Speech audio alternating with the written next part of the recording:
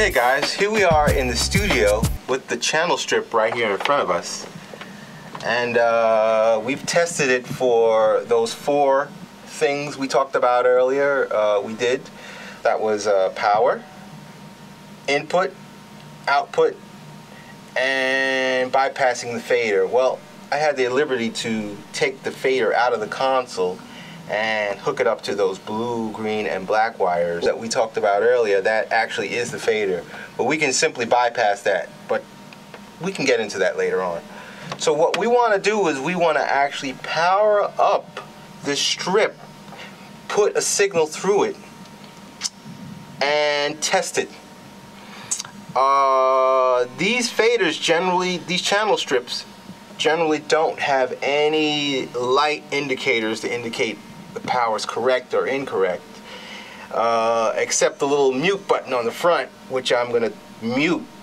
If the mute light comes on when I power it, I'll know a portion of it is hooked up correctly. I don't know, we'll see.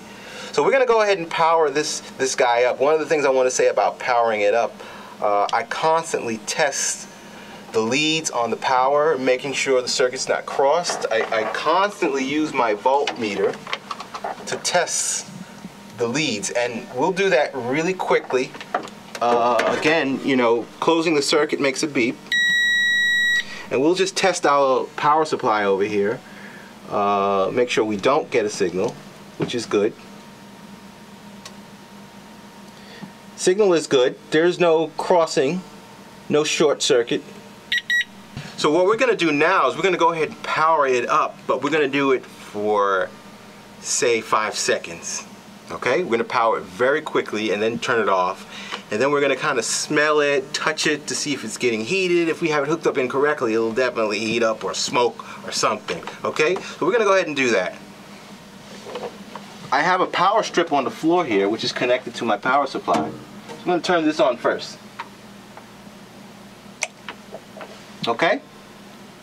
And now I'm going to turn my power supply on, but I'm going to stand clear of the channel strip because if it blows up, I don't want it to blow up in my face. So remember, my first initial power up is going to be quick. 5 seconds, maybe 10 seconds tops. Okay? Here we go. Power is on. Channel strip looks good. Don't see any smoke. Don't see anything. So we're going to turn it off. Okay? And we're going to smell it. If it smells like it's burning, we're going to touch it. Does it feel hot? No, it doesn't feel hot. It doesn't smell like it was burning. Okay? I think we're okay. And now we're going to go ahead and power it up again. Boom. Power. So right now I'm looking at the front of the channel strip and the mute light is on. So what I have hooked up to the channel strip is an audio signal from my computer to the patch bay into the channel strip, out of the channel strip into my console.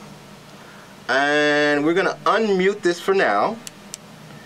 We have our fader at about halfway. You can see that. And let's start this signal from my computer.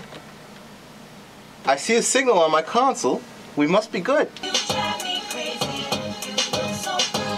It seems like we have a signal.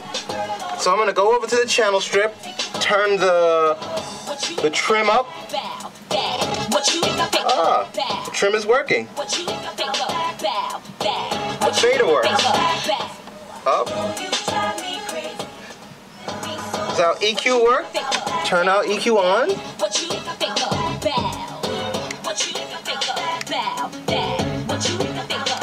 Okay. We have success. We managed to get our channel strip working correctly. We searched for power. We searched for input. We searched for output. We didn't bypass our fader yet, but that's a very easy process. Connect these green and blue wires, and that bypasses our fader. We'll go ahead and do that. We'll go ahead and do that right here in front of you. Connect the blue and the green wire. Now our fader is bypassed. We no longer need a fader. No longer. It's disconnected. Okay, the next thing we'll need to do is to mount this channel strip into a rack. But before we do that, there are some obstacles we're going to have to overcome. We're going to have to figure out a way to bridge our power distribution to each separate channel. We're going to have to figure out how to mount our inputs and outputs into a patch bay so that the front of our rack will have patch bay points to each single channel strip.